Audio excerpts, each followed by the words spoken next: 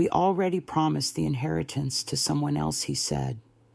I was standing no more than 20 feet away in the kitchen rinsing my coffee mug. The window above the sink was open, letting in that early spring chill, and maybe that's why the words cut through with such clarity. Or maybe it was something sharper instinct, perhaps. The human ability to hear betrayal, even when it's wrapped in calm tones. He didn't whisper. He didn't check if I was around. Maybe he didn't care. Or maybe he forgot I still had ears. I mean, she's not going to be around much longer, he added. She. I remember gripping the rim of that old ceramic mug, the one with the faded violets, the one I got from a church fundraiser in '89, until my knuckles turned pale.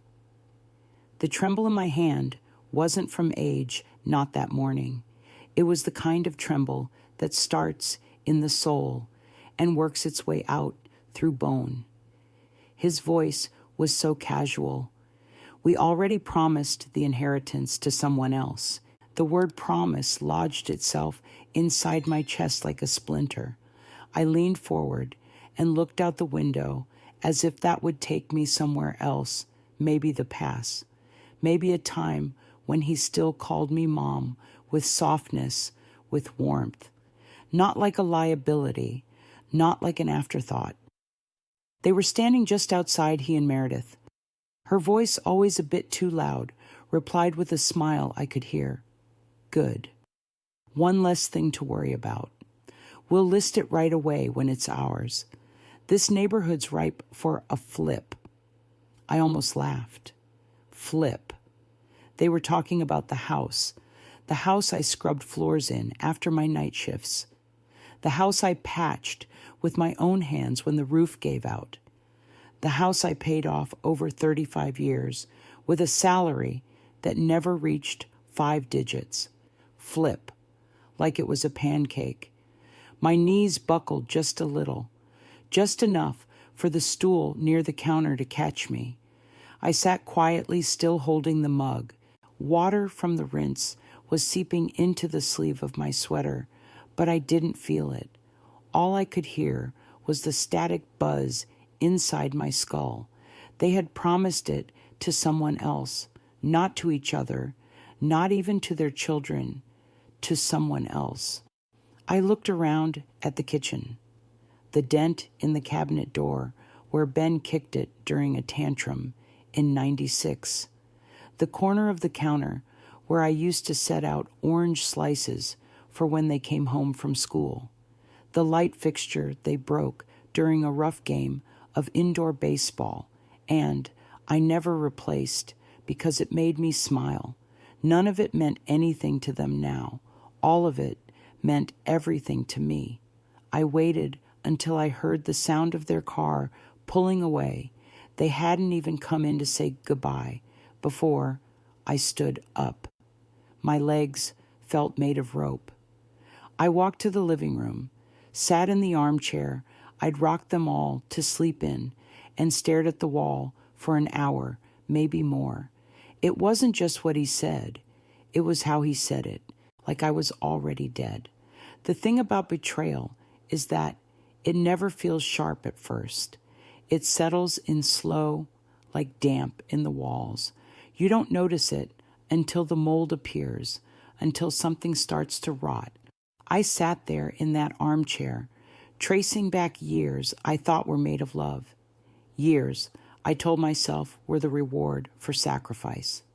Years where I swallowed hard things with a smile, told myself it was just part of being a mother, a wife, a woman who held the house together when no one else bothered to look.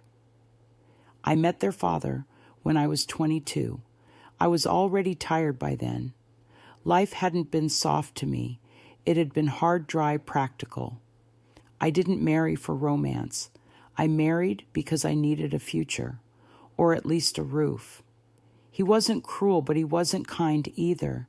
Just one of those men who thought effort ended with a paycheck. I don't fault him for that anymore. We were all raised in droughts, emotional ones, Still, I stayed. I built a home. I raised 2 boys who turned into men, fed them, taught them, cleaned up after them, watched them dream, bought used textbooks with grocery money, made Halloween costumes from old bed sheets, stood in long lines for early morning flu shots. When Ben, the eldest, got pneumonia at 8, I sat by his bed every hour for 4 days, spooning broth into his mouth, counting his breaths. When James broke his arm falling out of the neighbor's tree, I ran through traffic barefoot. I still remember the way his tears soaked into my shirt. I remember thinking, this is why I'm alive. I didn't ask for much, just love, gratitude maybe, a birthday call that came on the right day. But life isn't a ledger. It's not that clean. After their father passed, the house was all I had. The boys helped at first, fixed the gutters, replaced the tiles. Then slowly it shifted. I became furniture, background, a voice on voicemail. The sacrifices were supposed to build a future, but they didn't. They built expectations, mine for them and theirs for what I owed them, because I gave everything they thought I would never stop. They never asked how much I had left. I tried. Even last year, when James lost his job, I offered him what little I had saved. He said no with a smile I now understand was pity. That's the worst part. When your children start pitying you, it means they've already stepped away. Now I see clearly. The signs were there. The accidental mentions of renovations. The way Meredith Flint when I said I might move my bed to the sunroom. They had been planning this for months. I was just the loose thread they needed to pull. I stood up from that chair with a stiffness that wasn't just physical. Something had shifted. Some invisible thread between my heart and theirs had finally snapped, not with a bang, but with a sigh. You don't realize how much hope you still carry until it drains. And mine was gone. The days that followed felt like living underwater. Everything moved slowly, distorted, distant voices, warped by current gestures, too late to catch. But I still made tea in the morning, still fed the cat, still watered the plants on the windowsill. Grief doesn't always knock you over. Sometimes it just slips into your shoes and walks with you. I didn't say anything to them for a few days. I needed to hear it again, the way he'd said it. We already promised the inheritance to someone else. The word promise lingered like something sticky. Not decided, not discussed, not even changed our minds. No, promised. They had made plans without me.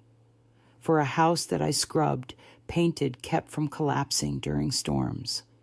For walls that had heard me cry after miscarriages. For the kitchen floor where James took his first steps and Ben broke his first tooth. Meredith came by with muffins on the 3rd day. Blueberry, my favorite supposedly. She was wearing perfume too strong for morning, and her tone was all honey and nerve. I just wanted to check in on you, she said. You seemed a bit overwhelmed the other day. Overwhelmed. That was the word she picked, as if I'd been caught off guard by a surprise party. She looked around the living room with that assessing glance she thought was subtle. I saw her eyes catch on the grandfather clock on the silver frame above the fireplace. She wasn't visiting me. She was visiting her future. I sat across from her, nodding politely like a hostess to a guest who had overstayed their welcome. But it was her smile that undid me, the kind people wear when they think they've already won. Ben says the contractor can start as early as next month. She added, sipping tea from my grandmother's china. It'll be so beautiful. And of course, we want you to be comfortable too. that word again, comfortable, as if I were a guest in my own life. I waited for her to leave before I let my face crumple. I didn't cry, not quite, just stared at the empty teacup and realized that she hadn't asked me how I was, not once. The quiet settled differently after that, not peaceful, resigned, the kind of silence you sit with when you finally understand you're alone. I started going through drawers, not because I planned to move. I didn't know what I was doing yet, but there was a need to touch the past, to remind myself I had lived here fully. There were receipts from 1987, pressed flowers from a birthday, long forgotten a stack of letters from their father during his work trips. He never said much, mostly numbers and updates, but he always signed, "Tell the boys I love them." And you too, in case you forgot. I hadn't forgotten. They had. I found James's kindergarten drawing a crooked heart with Mom misspelled. I held it like something holy. The more I looked, the more I saw how much of myself had faded into the wallpaper. The throw blanket I knitted during chemo. The ceramic bowl with a crack I sealed with gold. The way the light hit the mirror at 4:15 every afternoon, just so. This house wasn't a building, it was breath sacrifice memory. But to them, it was an asset, a line item in a portfolio. They weren't cruel. That's what makes it harder. Cruelty is easier to name, easier to fight. But this was the gentle erosion of love into convenience. That weekend, I didn't hear from either of them. No calls, no texts. I watched them post smiling family photos online, matching shirts, filtered skies, the kind of happiness you curate. And I sat on the porch, alone. I'd always told myself I'd grow old in this house, that I'd die here, that maybe, just maybe, someone would care enough to sit by my bed the way I sat by theirs. But now I saw it. They weren't building a future with me. They were building it without me. The moment I realized nothing would ever be the same didn't come with a bang. It wasn't loud or dramatic. It was an envelope. It was slid under my door on a Wednesday morning, tucked neatly in a cream-colored folder. No knock, no call, just the quiet shuffle of papers meeting tile. I opened it with hands that already knew. Inside was a formal letter from a lawyer I'd never met. The name at the top, Johnston & Pierce, LLC, meant nothing to me. But the language was clinical, efficient, and final. This notice is to inform you that per agreement, dated, redacted, the property known as my address has been legally transferred into a joint family trust in the names of Benjamin Lee and Meredith Lee. There it was, not a conversation, not a request, a transfer. They had moved the house out from under me while I was still living in it. There was a paragraph near the bottom that made my breath hitch. The trust stipulates life estate accommodations for current resident Margaret Lee for the duration of natural life, or until such time that she no longer occupies the premises for 90 consecutive days. Life estate accommodations. I was no longer the owner. I was a condition. I didn't call them. I didn't scream or throw the papers. I sat on the couch with the letter on my lap and tried to locate my heartbeat. It was still there, just quieter.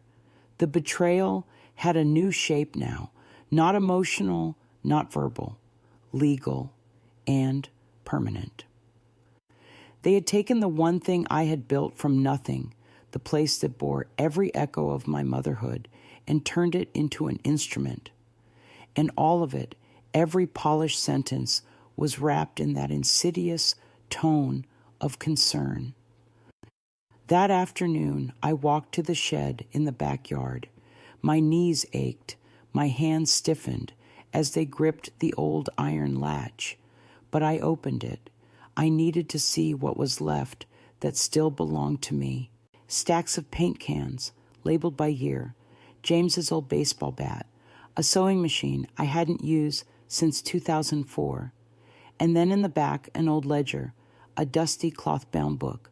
I'd used it in the early years of the house, tracking every expense, every coat of paint, every repair. I'd handwritten pages of notes about the plumbing, the electric wiring, the contractors I hired when Ben was still in middle school.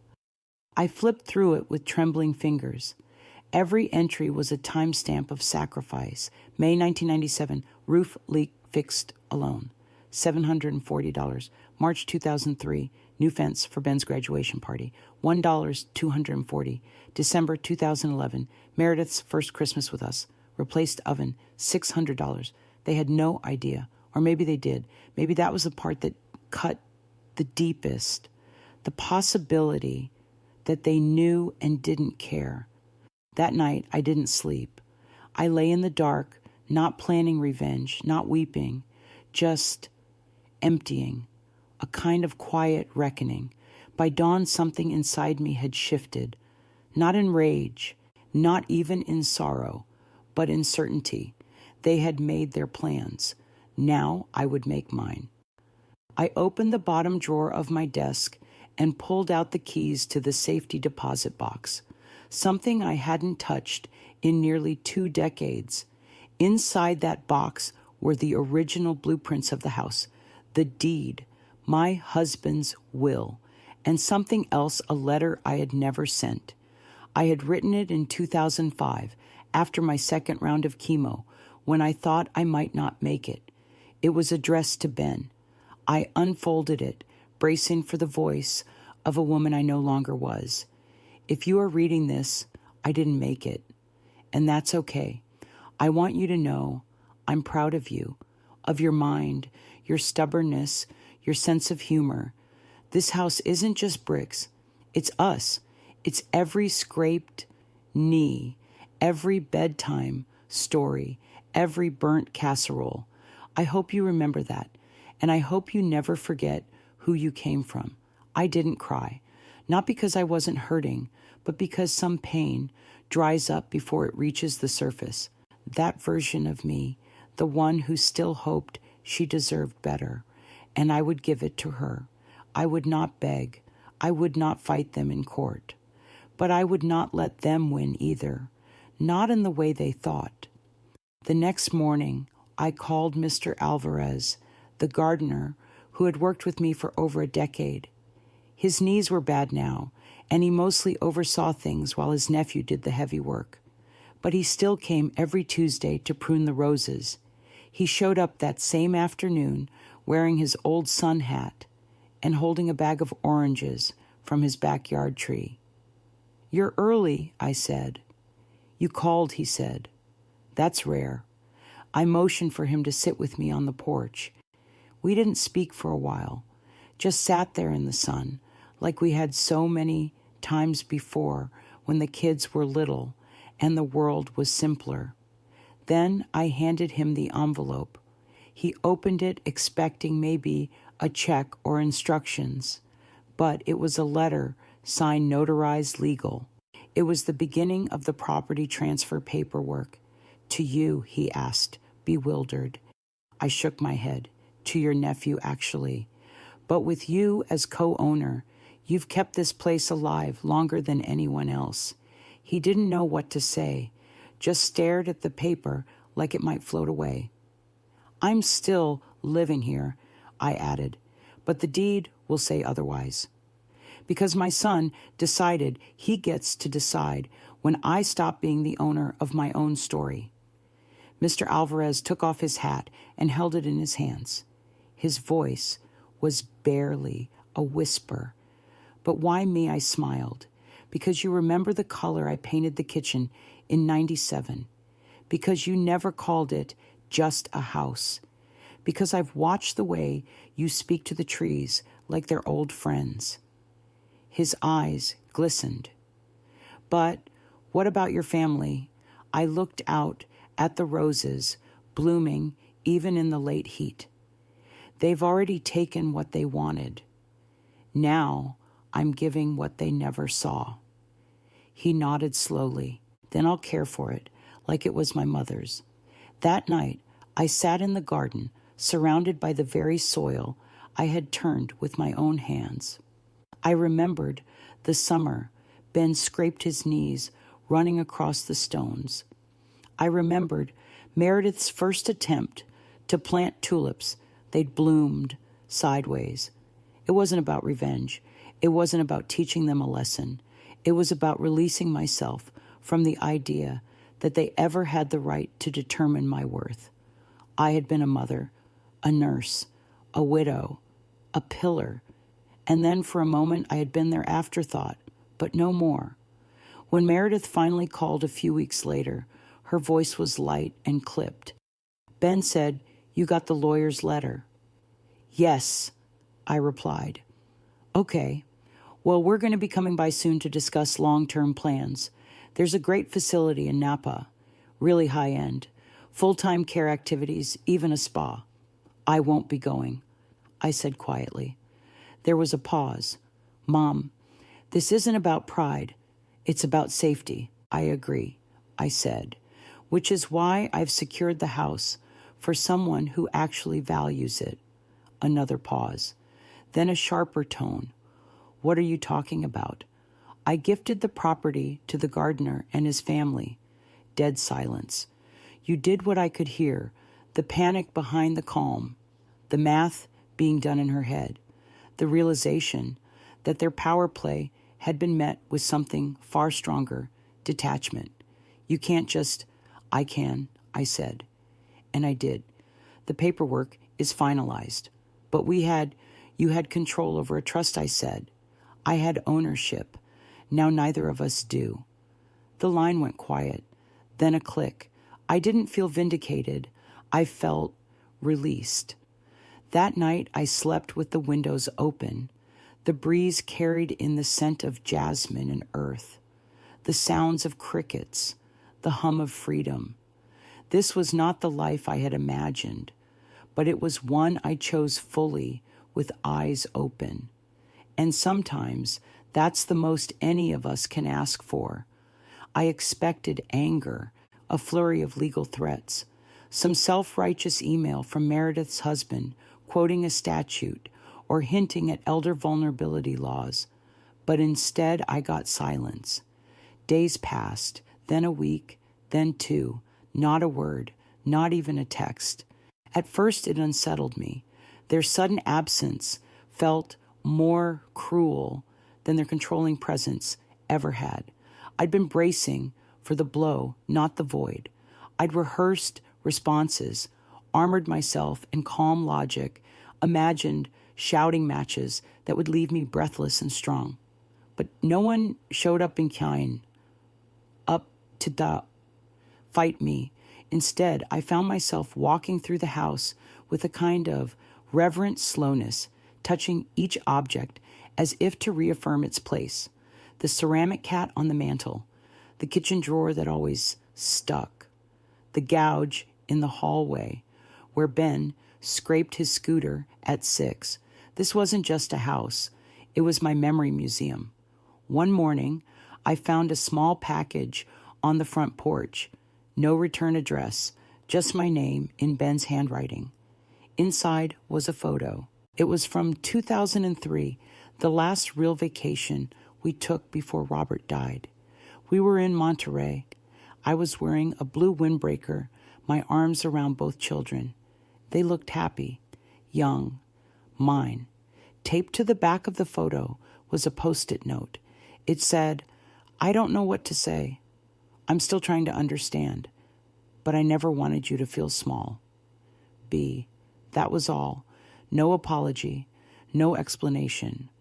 But the photo said more than the note. He remembered, and that somehow felt like a hinge creaking open. I didn't call him. I didn't text back, not out of pettiness, out of clarity. Some doors don't need to be slammed. They just need to stay closed.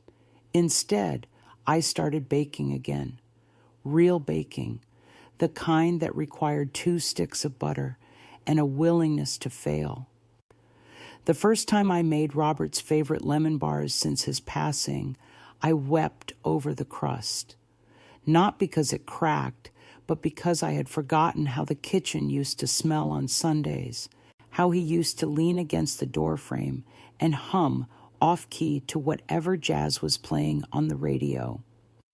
I brought a tray out to Mr. Alvarez and his nephew the next day.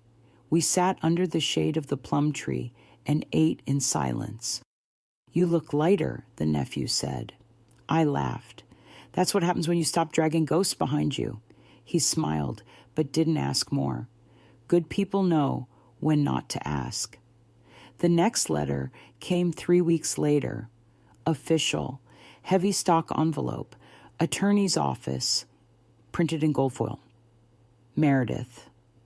She wasn't suing.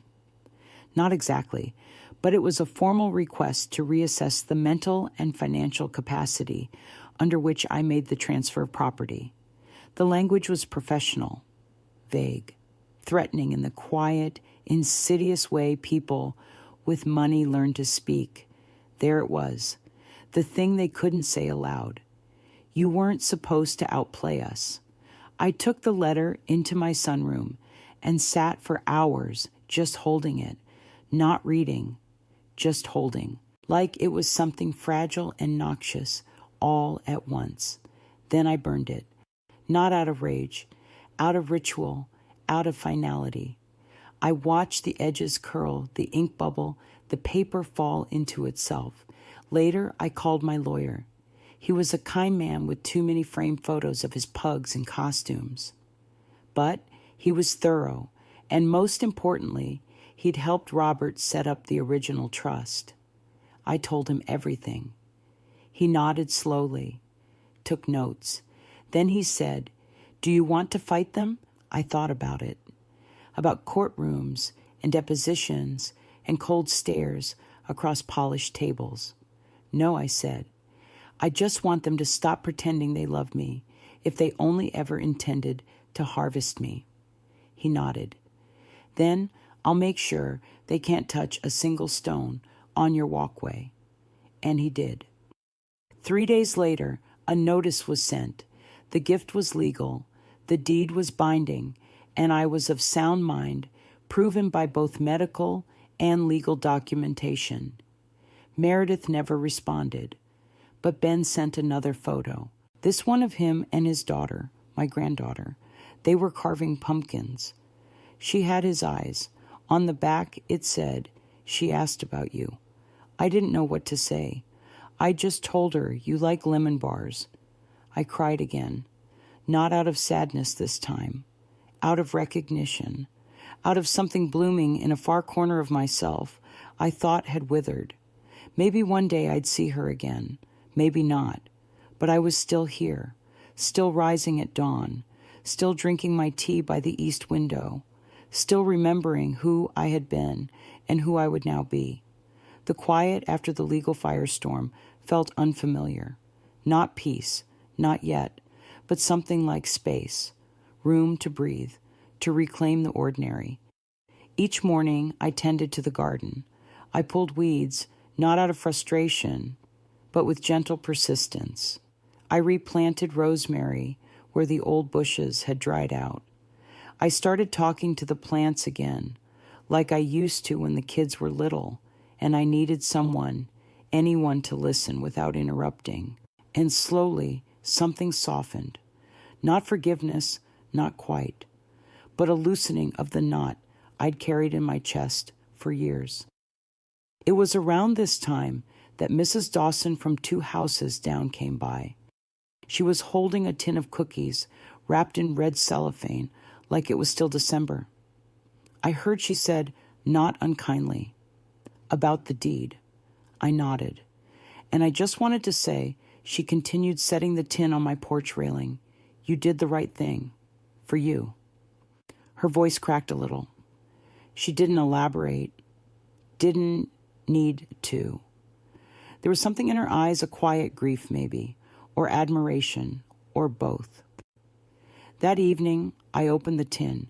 Inside was a short note scribbled on the back of an old church program I gave my son everything to. He sold the house the week after I moved to assisted living. I never went back. But I see you, and I cheer for you. I folded the note, slipped it in the drawer beside my bed, and cried like I hadn't cried in years. Not for her, not even for myself, but for all of us, for the mothers who made soup and sewed buttons and stayed up waiting for headlights in the driveway, for the grandmothers who rocked colicky babies while their own knees gave out, for the women who were told they were just a phase in their children's climb toward success, not the ground they stood on. We were not phases. We were the reason they made it that far, and I was done letting that truth be silenced. The next Sunday, I wore Robert's old cardigan and walked to the community center. I hadn't gone to a meeting since before the pandemic, but this one was about estate planning for the elderly. I sat in the back. I listened. Then when the moderator asked for questions, I stood up. "My name is Lorraine," I said. I gifted my house to someone who saw me not as a burden, but as a person. The room went still.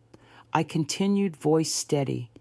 And I just want to say that your legacy isn't measured by who inherits your furniture. It's measured by who remembers how you treated yourself when they forgot how to treat you. There were nods, then applause. Someone even whistled. When I left, 2 women approached me. One had thinning gray hair and a walker. The other looked no older than 40. "My mother is scared," the younger woman said, glancing at her companion. "She thinks if she stands up for herself, we'll abandon her." "You might," I said gently, "or you might surprise her. But either way, she deserves to know her worth doesn't depend on your approval." The mother teared up, took my hand. "Thank you." That night, I slept like I hadn't in years. No dreams of courtrooms or silent dinners. No echoes of Meredith's clipped tone or Ben's empty apologies. Just the sound of rain on the roof. And in the morning, I baked again. This time, a peach cobbler, my mother's recipe. And I remembered her hands, strong, weathered, careful. She would have liked Mr. Alvarez. She would have said, "Good men don't need praise. They just need to be noticed." And I would have smiled, because she was right. She usually was. The cobbler sat on the sill to cool, and I stood in the same patch of morning light I used to watch Robert in. He would hum while folding his flannel shirts, a quiet rhythm, barely audible unless you knew to listen. I missed that hum, missed the way it filled the room without demanding anything. That's how Mr. Alvarez existed in the house, now, not loud, not intrusive, but present. The kind of presence that made you breathe easier. He knocked once before entering the kitchen, always with that gentle courtesy. "May I?" he asked, motioning to the cobbler. I smiled. "Only if you take the corner piece." He chuckled, cut a neat square, and ate it, standing, eyes closed, like it was the first real thing he'd tasted in weeks. Later, he fixed the back porch railing without being asked. Said he noticed it wobbled when I leaned. He didn't want me to fall, not like Ben, who once watched me stumble on the same step and muttered, "You should be more careful," without even reaching out. That was the thing, care. Not the grand kind, not flowers or speeches, but the quiet daily kind, the kind that saw you, that anticipated your wobble, then steadied the wood beneath your feet. I began to set 2 plates at dinner, one for me, one for him. He never assumed, just waited grateful, always clearing the dishes before I asked. One afternoon, he found a box in the attic labeled "Mother's Room, Do Not Touch." He asked what I wanted done with it. I stared at the box. My breath caught. It had been sealed since the day I moved out of the guest room. "You can bring it down," I said. Inside were things I hadn't seen in years. My wedding veil, a silk scarf from Paris I never wore, a sketch Ben made of our old dog folded neatly next to a Christmas card that read, "We love you, Mom. We just need time," dated 4 years ago. I held the card fingers trembling, not because it meant anything anymore, but because I remembered waiting by the phone that winter, thinking love would call. It never did. I burned the card that night, not out of anger, but necessity. Some things must end before others can begin, and this beginning was quiet. That week, I started clearing the hallway closet, not because I had to, but because I wanted to make room, not for someone, for myself, my jackets, my scarves, my choices. I even bought a new toothbrush and left it in the shared bathroom, not hidden in a drawer, not marked with tape. Just there, visible, present. A friend from church called to check in. I told her yes, I was doing okay. No, the kids hadn't reached out. Yes, I was still living in the house. "And Mr. Alvarez?" she asked gently. "He's still the gardener," I said, "but he's also something else." There was a pause. Something good. I looked at the porch where he was trimming the roses. His hands were careful, intentional. He whispered to the thorns like they were old friends. "Yes," I said, "something good." Later that night, he knocked on my door. "I was thinking," he said, clearing his throat. "Would you like to come with me next week? My niece is graduating. It's just a small gathering, but I'd be honored if you came." I hadn't been asked to accompany anyone in years, not to anything. "I'd love to," I said and meant it. After he left, I opened my closet and touched the old pearl earrings I'd almost given away. Some things, it turns out, are worth keeping.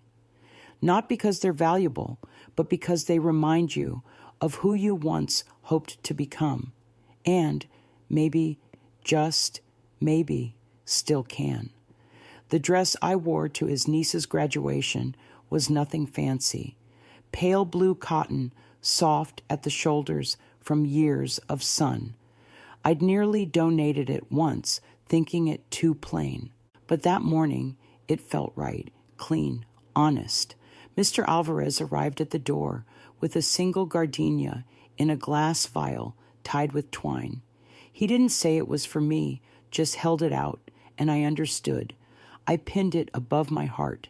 His truck smelled like lemons and pipe tobacco. On the way, he told me stories of his niece, how she cried when she failed geometry, how she braided her little brother's hair, how she insisted he learn to dance for her quinceañera. His eyes lit with every word. That kind of love, the proud, non-possessive kind, filled the space between us like music. The graduation was held in a church gymnasium. Fold-in chairs, children with sticky fingers, balloons tied to fold-in tables. I hadn't been to anything that loud and alive in years. His family greeted me with warmth, no hesitation. One of his cousins brought me a soda without asking what I liked. "You look like you'd enjoy orange," she said with a wink. I did. When the niece took the stage, she looked at him first, then me. She smiled deep and wide, the kind of smile that makes you remember what it felt like to be young and unbroken. I clapped so hard my palms stung. On the way home, he didn't ask how I felt. He just drove slow, the windows open, wind in my hair, gardenia still holding its scent, and I breathed, not carefully, fully. That night, I made soup. He sat at the kitchen table and read from a book in Spanish while I stirred. Occasionally, he'd stop and translate a line, "In love, as in soil, the slowest seeds yield the truest fruit." I didn't respond, just kept stirring. But I heard it. I let it land. 2 days later, the kids returned. All of them, together, unannounced. It was as if they had planned it, and perhaps they had. Ben spoke first. "We need to talk about the house," he said. No hug, no greeting, just business. Elise avoided my eyes fiddling with her watch. Christopher stood near the door, as if unsure whether he was really welcome. I motioned toward the living room. "Let's sit." They took the couch. I remained standing. Ben cleared his throat. "We heard you were thinking of selling." "I was," I said. "Still am." Elise finally looked at me, but not to him right. To who I asked voice level. "That gardener, the one staying here. Don't pretend you don't know what we're talking about." I didn't flinch. "His name is Mr. Alvarez." Christopher stepped forward. "Look, we're not trying to start a fight. We just want to know your plans." My plans, as if they mattered to them, as if I hadn't been forgotten for 2 years. I took a breath. "I plan to transfer the house into a trust. It will go to a local charity when I pass." Silence. Then outrage. "You're joking," Ben said. "You'd rather give it to strangers than your own family," Elise added. I didn't answer them. Instead, I placed a small box on the coffee table. Inside were photocopies of every medical bill, every withdrawal, every birthday ignored, every letter returned unopened. No speech, no accusation, just paper, facts. Ben stood. "You're out of your mind." Christopher didn't speak. He just looked at the box, then at me. His eyes were tired, older. They left not long after. No hugs, no goodbye. Just the sound of a door closing, not gently. I didn't cry. I went to the kitchen and made tea. Mr. Alvarez came in from pruning the fig tree.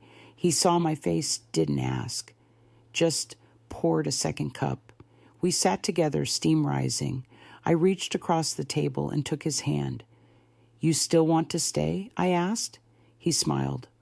"Only if you still want me to." I nodded, and somewhere in that nod was the entire story of my survival. The weeks that followed were the quietest kind of loud. You know that kind, when the world seems still on the surface, but underneath, everything is shifting. After the confrontation with my children, the calls stopped completely. No birthday reminders, no apology, not even a lawyer's letter, which surprised me if I'm honest. I had braced myself for one. But silence was its own kind of answer, and I had work to do. I hired a notary and began the process of placing the house in a charitable trust. It wasn't easy.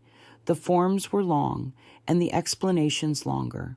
But the woman who helped me, Marissa her name, had a calm voice and soft eyes. She didn't treat me like an old woman confused about her finances. She treated me like someone making a final choice with clear hands and a steady heart. I told her everything, why I was doing it, what they had said, what they hadn't done. She nodded once and said, "It's your story to finish." That line stayed with me. It's your story to finish. That spring, the jacaranda trees bloomed out front, turning the walkway into a trail of lavender dust. Mr. Alvarez swept it every morning, but by evening it was purple again, as if the tree itself was stubbornly refusing to be tidied. I admired that. Sometimes he brought his music outside while he trimmed the roses, old Spanish ballads, the kind that sounded like longing and memory wrapped together. He never played it loud, just enough for me to hear from the porch where I sipped tea and watched the light fade. We had fallen into a rhythm that wasn't romance and wasn't service. It was something more rare. Companionship without condition. One night I found an envelope in the mailbox. No return address, just my name. Inside a note in Elise's handwriting. "You've made your point. I hope you're happy." That was it. No love, Elise. No signature. just bitterness, neatly folded. I put it in the fireplace without reading it again. The flame caught quickly. The next day, Mr. Alvarez brought me a new pair of gardening gloves. "For your roses," he said. I hadn't told him I was planning to prune them that week. Somehow, he just knew. That evening, I began writing a letter, not to them, not to anyone really, to myself, a kind of journal entry, a confession, a reckoning. I wrote about the loneliness of being discarded by those you raised, the pain of being remembered only when they want something, the quiet agony of realizing you taught them to love with conditions, because that's what you had been taught too. But I also wrote about redemption, about late blooms, about how dignity isn't loud. It doesn't need applause. It just needs to be chosen. By the time I set my pen down, the sun had disappeared. The house was warm with lamplight. The silence felt like company. Mr. Alvarez had fallen asleep in the chair, a book open on his chest. I covered him with the light throw from the couch and turned off the music. I stood there a moment longer, listening to the slow rhythm of his breath. I wasn't alone. I wasn't broken, and I didn't need to be forgiven. The house would go to people who needed it. My legacy would not be granite or gold. It would be gentleness preserved. And if my children never returned, that would be their story to carry.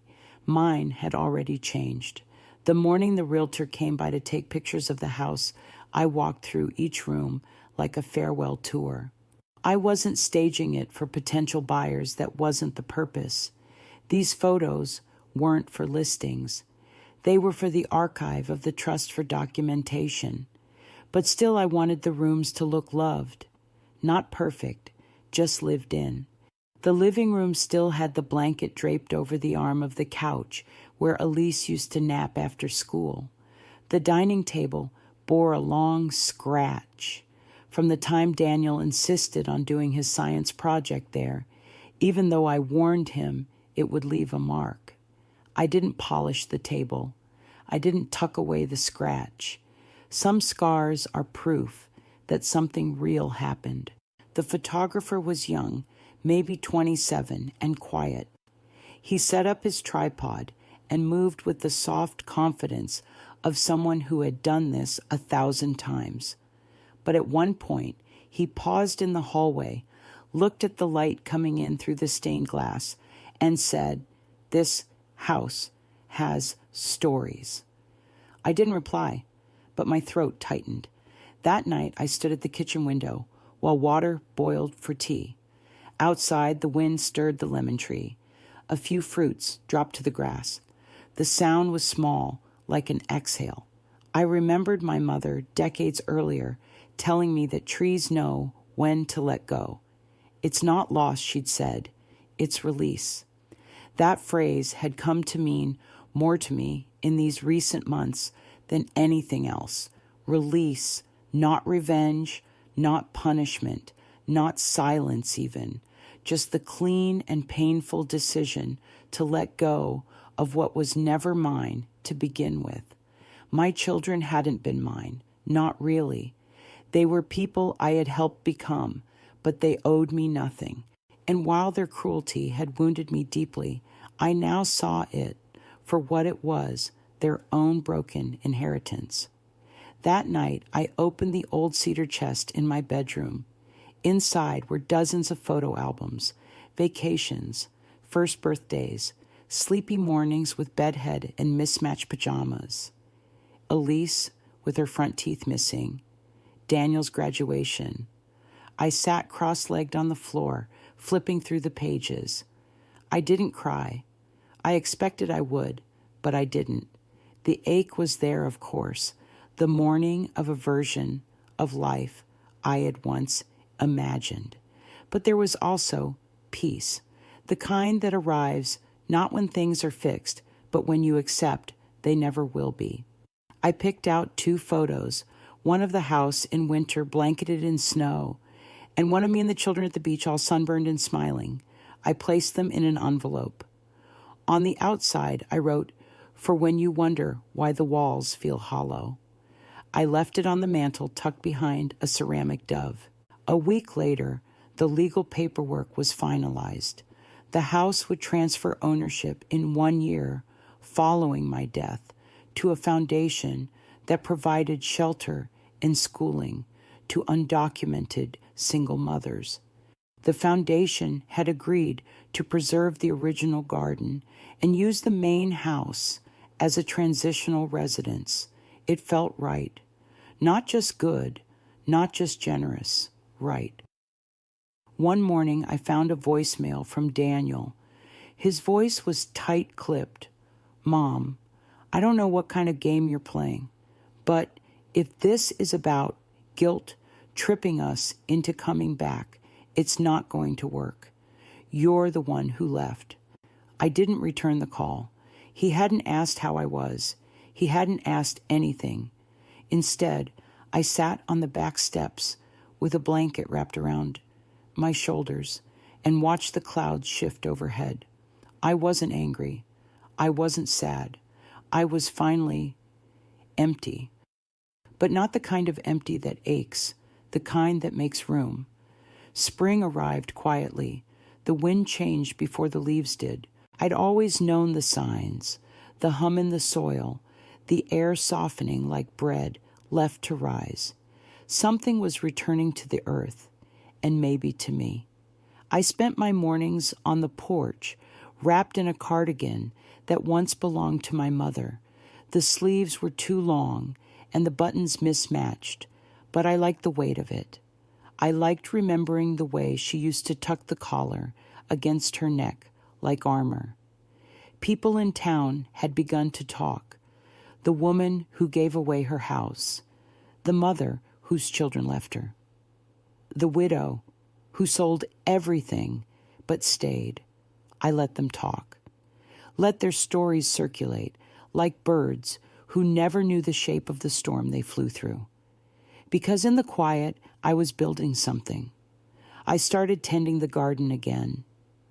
Not manicured like before. Wild, honest. Lavender overtook the rosemary, and I let it. I planted sunflowers just to watch something reach. I painted the back room in a soft bone-white color. It became a small reading space for the young women the foundation was preparing to house here someday. I bought a second-hand rug and placed a teapot on the low table. It was the first time I had prepared a room for someone else, not from duty, but from understanding. One afternoon, Elise called. I nearly didn't answer, but something in me, not hope, not ache, just stillness, made me pick up. "Hi, Mom." Her voice hadn't changed. A little older, maybe, worn around the edges. I heard about the foundation, about the house. I said nothing. Let the wind carry her words out through the window. I didn't understand, she continued. I still don't. But I think I made it worse than it had to be. I closed my eyes. My hand rested on the arm of the chair, my fingers brushing the place where the wicker had splintered. "Elise," I said quietly, "there's no need to explain. I lived it too." She was silent for a moment. Then she asked, "Can I come visit?" I didn't know what to say. The story wasn't a circle. It didn't loop back to what it once was. But there was something in her voice, not a child seeking forgiveness, not a woman seeking absolution, just someone pausing. "Yes," I said, "you can come." We didn't set a date. We didn't promise anything. And that maybe was the first honest thing between us in years. That evening, I walked through the hallway again. Light pooled on the wooden floors, like memory. The house didn't feel like mine anymore, and that was okay. It was becoming something new, not an inheritance, not a shrine, a vessel, a place where healing didn't have to be named to be real. Later that night, I opened a small box I hadn't touched in years. Inside were scraps of paper notes from my children when they were little. I love you, Mommy. Sorry for breaking the vase. You're the best cooker in the world. I ran my fingers over the smudged letters. These weren't contracts, weren't binding, but they had been real once, and that was enough. I didn't need my children to return to who they were. I only needed to stop punishing myself for who I had been. I placed the notes back in the box, tied it shut with a ribbon, and placed it in the linen closet, not hidden, not displayed, just kept. That night I slept better than I had in months, not because anything was fixed, but because I had finally stopped trying to fix it. She arrived in early summer. No fanfare, no suitcase, just a canvas bag slung over her shoulder and the same uncertain look she'd had at 14 when she came home with a broken arm and said it wasn't anyone's fault. I watched her from the kitchen window. She didn't ring the bell, just stood near the porch steps, hands gripping the strap of her bag. I opened the door before she could knock. "Hi," she said. The word carried so much. Guilt, hope, fragility. "Come in," I replied. We didn't hug. That wasn't our language anymore. She walked in slowly, looking around like she expected the walls to remember her. "It's different," she said. "Yes, it smells the same, though. Lavender, old wood, the faint trace of lemon from the floor polish I still used, out of habit, not necessity." She sat in the chair across from me at the kitchen table, the one her father used to take in the evenings when his back was tired and he'd sit and say nothing for hours. Elise didn't cry, neither did I. Instead, we talked about things that didn't hurt. Her job, the weather in the city, how strange it felt to be in a place that knew you before you became someone else. Eventually, silence crept in. Not heavy, just tentative. "Why didn't you fight us harder?" she asked suddenly. I looked at her.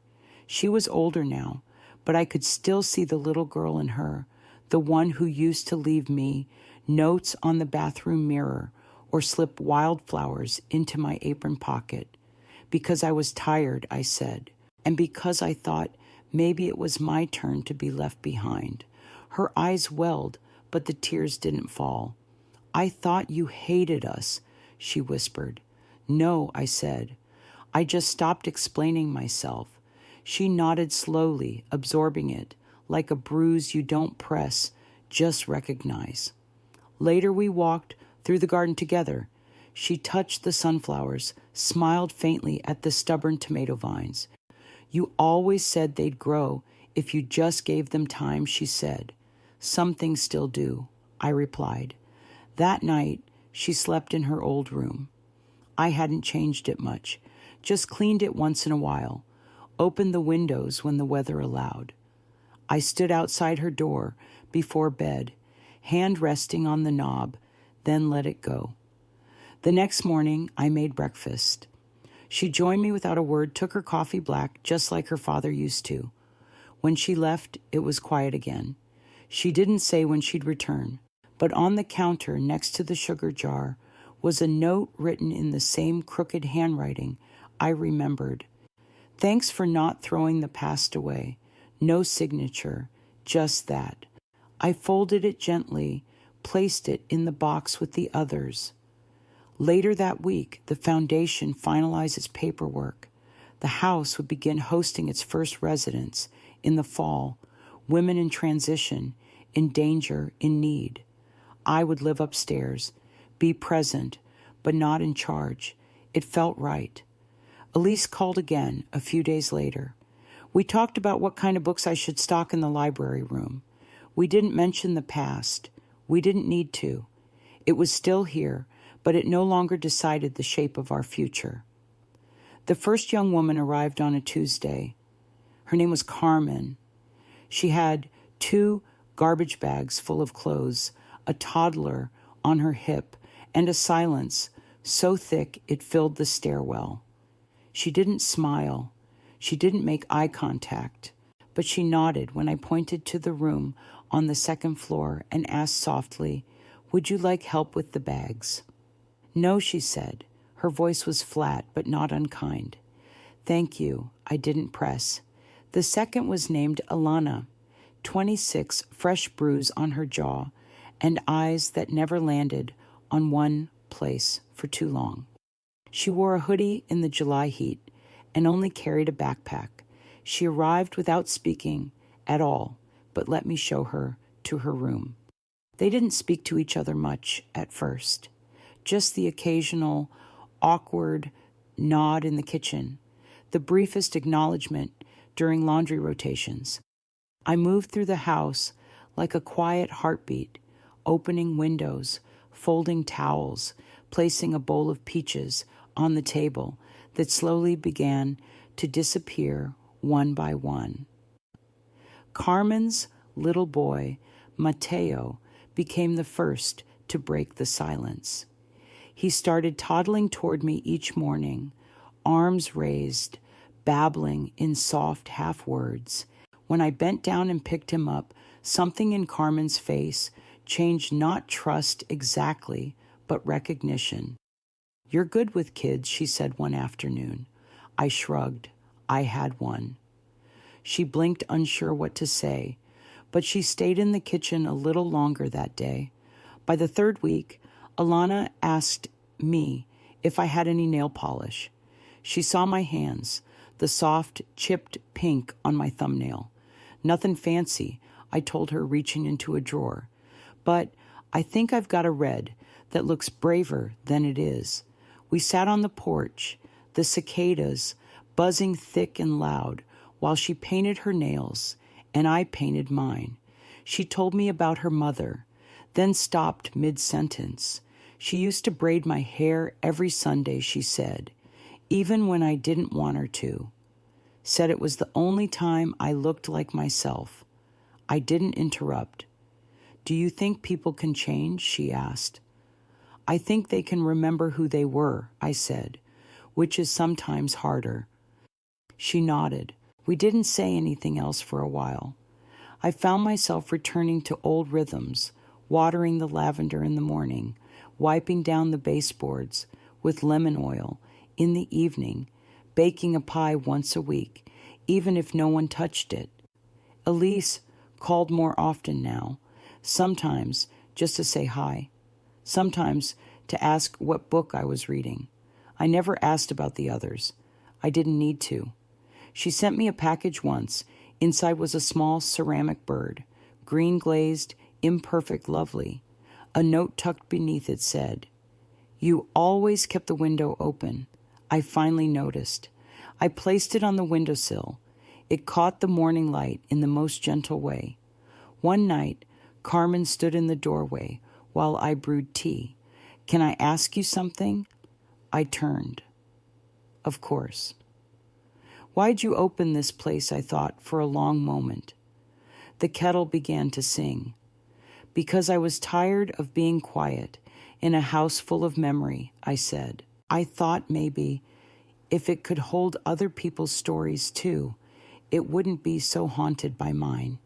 She nodded. "That makes sense," she said, and walked away holding Mateo's hand. I stood in that kitchen until the steam from the kettle faded. There was a peace I hadn't known before. Not happiness, not triumph, but something steadier, something that held. Winter crept in, gently wrapping the porch in frost and painting the windows with thin veins of ice. The house stayed warm, not from the heater, though I kept it running, but from the quiet presence of lives, overlapping, brushing against one another without demand. We were not a family, not exactly, but we were no longer strangers. Alana started leaving notes on the fridge. "Out of milk, nice soup, took the trash out. I saved them all, even the one that just said, 'Sorry about the mug.'" Carmen got a job at the community center. She came home one night with tired eyes and said, It's not much, just reception work, but it feels like mine. It is, I said. Mateo began calling me Nana. I never corrected him. Sometimes I sat in the living room in the evening and listened to the soft sounds of people moving around upstairs. The creak of the floorboards, a door gently closing, the muffled sound of someone singing to themselves. The walls no longer echoed with loss. They held whispers of recovery. One Sunday morning, I found a letter on the front step. No return address, just my name in a hand I hadn't seen in a long time. Elijah. My hands shook as I opened it. Mom, I heard what you're doing. I don't know how. I just did. I've been angry for so long, I forgot who I was without the anger. But I remembered your voice the other day, the way you used to read to me. You made every story sound like it was meant only for me. I'm not ready to come back, but I'm not lost. I hope that matters. I sat on the front step for a long time, holding that letter. It was like a breeze through a sealed room, not enough to shift everything, but enough to breathe again. I didn't cry, not because I wasn't moved, but because there was nothing that needed release, only recognition. The next morning, I taped his letter to the inside of the kitchen cabinet behind the spices where only I would see it. Later that week, Alana came down the stairs with a duffel bag. I got a spot in transitional housing, she said, closer to work. We stood by the door. She looked uncertain. Do I owe you anything? She asked. I shook my head. You gave this house your story. That's more than enough. She looked at me for a long time. Then suddenly she stepped forward and hugged me.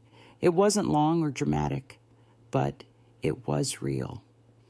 Take care of your hands, she said, touching the edge of my palm. They're kind. After she left, Carmen came into the kitchen. You okay? She asked. I nodded. Just feels quiet. She smiled gently. Sometimes quiet is good. She was right. I made tea. I sat by the window. I watched the birds arrive on the bare branches, the way their wings stirred the stillness without shattering it. In the reflection of the glass, I saw myself not as a woman abandoned, but as one who remained. And there's a quiet kind of strength in that. The walls are still the same shade of ivory. The porch still creaks when the wind shifts. The lake beyond the trees still shimmers in that quiet, unbothered way it always has. But the silence inside is no longer hollow. It's steady, chosen, alive. There are no trophies here, no framed apologies or dramatic reunions, just a wooden bowl with ripe oranges on the counter, just a chipped mug that still holds tea, just sunlight that now touches every corner without shame. I don't know if Elijah will ever return. I don't expect him to. Love, I've learned, is not always about arrival. Sometimes it's about letting go of the door and still leaving the light on. What they took from me, the promise, the inheritance, the so-called rightful place in their version of the future, I returned to them tenfold in silence. I left them with empty walls, yes, but I carried with me the only thing that mattered, the right to rebuild a life not built on someone else's script. This house no longer waits for guests who never planned to stay. It breathes with new memories, small ones, honest ones, the kind that don't need explanation or approval. I am not bitter. I am not broken. I am simply someone who stopped begging to be seen and started seeing herself. Thank you for listening. If you've ever felt the same, discarded, invisible, or quietly erased, leave a comment. Someone will hear you. Don't forget to subscribe. Your voice matters.